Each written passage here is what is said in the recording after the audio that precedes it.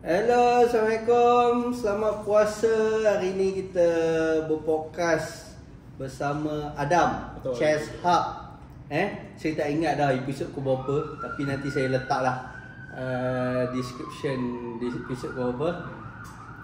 Terima kasih sebut saya ke Chess Hub. Terima kasih sebab join masuk main. Oh, join masuk main. Mission main ni. Aduh, habis dah semua kaji lah game saya ni. Okay, so hari ni kita bersama Adam di Chess Hub Ampang. Pertama sekali waktu saya masuk center ni, saya rasa wow. Dia punya susunan, layout dan misi dia nak buat tournament ni bukan ke arah nak dapatkan profit event sangat. Dia nak mencari talents, dia nak bagi ruang untuk pemain catur bermain catur. Dan saya suka konsep ni sebab kita tak ada stres dari segi nak kejar jumlah pemain, dan kita enjoy sebagai organizer, enjoy.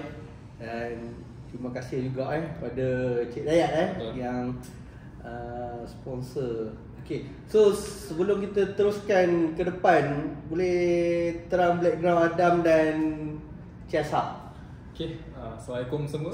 Yang mana kenal lah, yang tak kenal, saya Adam Jafri. Sekarang saya National Arbiter, dan tengah apply untuk dapat FIDE Arbiter. InsyaAllah FIDE Council, first FIDE Council ni tahulah keputusan. Sekarang tengah aktif mengajar chess dan juga sekarang organize tournament lah, running a tournament. Okay, di Chess Hub, Chess Hub baru buka tahun ni, awal tahun 2025. Yang mana main goal Chess Hub, kita nak banyakkan classical tournament. Sebab kita nak menyambut seruan MCF, nak perbanyakkan classical. Bagi tahu every week ada rapid, tapi classical jarang lah. Tapi dalam masa yang sama, macam KCE, Abang Sandy, Kak Yan dengan Maizani, Abang Imran, siapa lagi yang buat classical, diorang pun dah banyakkan classical, which is good lah, bagus untuk pemain-pemain muda. Sebab kita tahu rapid bagus, bukan rapid bagus, tapi classical ni goal dia lain. Dia nak ajar player bertenang, calculation dia precise. Rapid blitz dia more to intuition, kadang-kadang speed. Tapi classical nak ajar kita bertenang. Okay lah. Jadi main goal Chess Hub, kita nak banyakkan classical tournament. Sekarang kita dah buat 2 classical tournament, 3 lah, tapi satu tu tak rated. Sekarang ini minggu ni, satu Ahad kita ada under 1800 yang pertama Chess Hub, bawah 1800, dan Alhamdulillah peserta cukup 50, penuh sampai belakang. Alhamdulillah, terima kasih semua. Sebelum ni, di mana Shin jadi Chief Arbiter, kita ada buat double weekend, format yang boleh kata agak barulah kat Malaysia, yang mana saya tak rasa organizer lain tengah buat sekarang. Kenapa buat double weekend? Sebab ada pertikaikan. Kenapa pakai 2 minggu sedangkan seminggu boleh je? Sebab bila buat time control 60 tambah 30 ataupun 90 tambah 30, kita kalau 60-30 paling banyak 3 rounds satu hari. Jadi kalau nak buat 7 atau 8, kena pakai 3 hari lah. Jadi kat Chess Hub nak buat hari Jumaat tak boleh. Lepas tu kita buat 2 minggu. Jadi 8 round dalam masa 2 minggu. Okay, jadi Shin tu amat bantu lah. Dia dapat bawa dia punya DGT board, susun. Dan lagi sekali kami boleh kata ni pun sebab seruan MCF lah. Kalau tak mungkin Shin pun buat rapid. Tapi sebab MCF dia push untuk classical, dia kami inilah push untuk classical. So okay, short yang mantap untuk introduction. So kat sini kelas ada kelas atau ada chess? Okay, tu ramai juga yang bertanya. Tapi sebab sekarang hampir setiap minggu buat tournament, jadi weekend sekarang ni tak buat kelas. Sebab sekarang bulan puasa, malam tak ada. Tapi bulan yang bukan puasa ada kelas, tapi tak aktif sangat. Ada tapi tak buat waktu weekdays malam ke? Weekdays ada buat, tapi setakat ni kami tak lock lagi hari apa. Yang dalam plan setiap Khamis malam. Tapi tu nanti kami akan wawarkan. Buat tempat ni dia kena datang dan feel sendirilah. Tapi saya nak cakap dari segi professional view memang nice. Every elite player kalau datang kat sini nampak bukan cikai-cikai punya environment lah. Dengan dia punya kerusi dia, dengan dia punya setup, chess set dia. Come chess hub, tengok sendiri macam mana. Yang tak main pun welcome to come. Mungkin kena buat buku lah, pelawat kot. So at least boleh tengok. Mana tahu nanti Grandmaster, World Champion ke apa datang kan. Adalah bukti kan. Itu cadangan lah. Okay, untuk channel saya untuk pengetahuan Adam, more kepada arbitering punya course So sepanjang Adam menjadi national arbiter tu saya pun terkejut ada apply FA. Serius, mungkin saya dah tak selalu tengok dekat application tu. Selalu saya tengok siapa yang apply. Macam hari tu saudara Erman saya tengok dia punya application. Saya adalah tengok 2-3 orang application, tapi mungkin lately ni saya tak tengok. So tiba-tiba Adam kata ada apply, agak okey lah kan.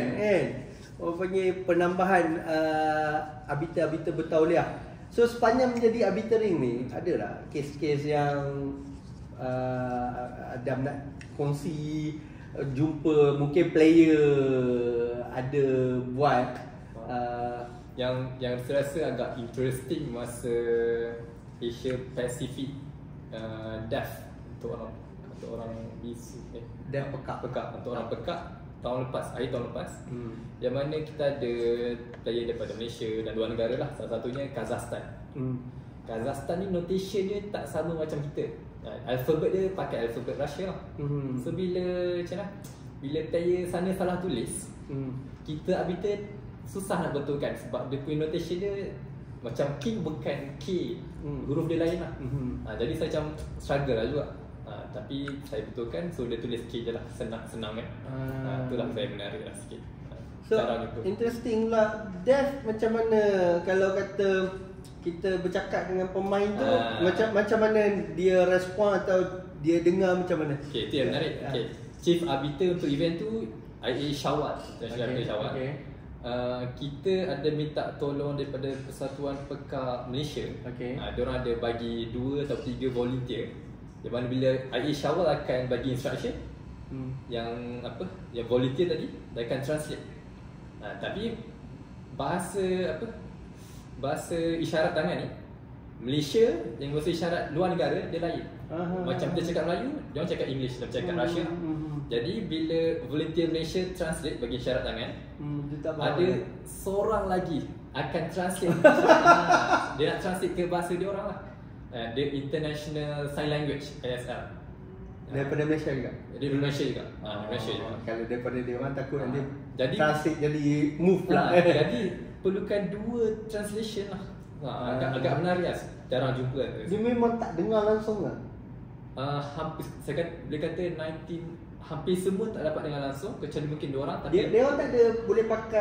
Ada yang pakai, tapi masa tournament kita minta buka lah. Memang one of the rule lah, kena buka kan. Yang saya tahu seorang national arbiter juga, Cikgu Putra daripada tu, dia memang ada masalah pendengaran, so dia memang ada pakai. Tu yang saya cakap tadi pasal elektronik yang pendengaran kan. Interesting juga macam menarik kan? Agak menarik lah. Saya ada kalau yang pekak dan buta terutama buta lah kan. Just Clock DGT dia ada pasal ada satu version yang ada earphone. Kiri kanan earphone. Player sana ada earphone, dia ada lubang dua-dua earphone. Bila kita nak bila opponent tekan jam, dia akan bagi tahu masa pukul berapa minit yang tinggal. So dah dapat tengok. Dah dapat tengok. Tapi jam tu RM1,000 satu. Jam. Sebab keluaran dia bukan ada demand. Jam ni mungkin RM400-500 ada demand. Jam tu dia keluaran atas permintaan. So ada waktu Indonesia beli jam daripada Fidel Arbiter Muhammad Syed, saya ada kat situ dan saya tengok jam tu, dan saya tak ada lagi nak buat review pasal jam tu, tapi boleh tengok kat DGT harga dia RM1,000. Mungkin saya pun perlu ada satu untuk koleksi lah. Yang itu brand DJT atau brand lain? Memang DJT. DJT saja. Memang DJT. Oh, okay. Yang brand lain saya tak tahu lagi, tapi DJT dia inovasi dia dah banyak kan dia buat kan. So ada lagi yang kes-kes yang kes claim ke claim kejap claim saya rasa yang agak kadang-kadang yang susah untuk macam bintang-bintang baru kalau macam kan 3-4 repetition. 3-4 repetition lah. Kadang-kadang ada complicated sikit sebab kita tahu yang 3-4 repetition tu claim tu dekat move hitam ke move putih. Kat situ je biasa orang confuse. Kadang saya pun ada confuse. Nak refer chief hunter macam Syawal macam tu. Itu je lah. Dia solution dia pakai DJT. DJT kita tengok balik betul. Solution dia pakai DJT sebab apa? Even Bliss, saya ingat lagi dekat Sukma adalah satu pengurus ni. Ni interesting sikit lah kan. Tak mau mention lah apa. Dia tanya waktu tu King Bishop ada King Bishop dia King ni lah. Dia nak tahu bila Bishop ni makan, adakah waktu dia makan tu masa tu dah drop belum? Kalau katalah event tinggal ini, walaupun ada Bishop, dia boleh claim menang tau. Sebab ni kan. Tapi dia nak tahu waktu Bishop makan kuda ni, masa dah drop belum? Masa dah drop. Waktu tu DJT capture ada 2 second. 2 second lagi dalam tu kan. Sebab waktu tu memang dah flat, dua-dua flat. Itu antara interesting saya nampak di DJT. Bukanlah promo pakai DJT lah, tapi that the keistimewaan yang type of the macam ID macam apa lagi satu tu Chrono yang tak ada sebab dia recorded tu semua dalam dia punya sistem dah ada dah. And so itu saja daripada episod kita kali ni. Terima kasih perkongsian daripada nama penuh Adam pun Nama penuh Muhammad Adam Hafiz. Muhammad Adam Hafiz. Tengok serius kalau dia tak panggil saya ke center dia, saya pun mungkin tak berapa rapat macam ni lah untuk ni kan. Tapi terima kasih lah jemput saya satu jadi Cik Habiter. Dan besok ni saya main ni. Saya pun patut tidur benda ni. Okay. Good luck apa panggil siapa yang main besok. Okay, siapa yang jumpa saya tu dia punya clue sikit je. Boleh survive dia punya sacrifice, menang lah. Okay, terima kasih. Okay. Aduh.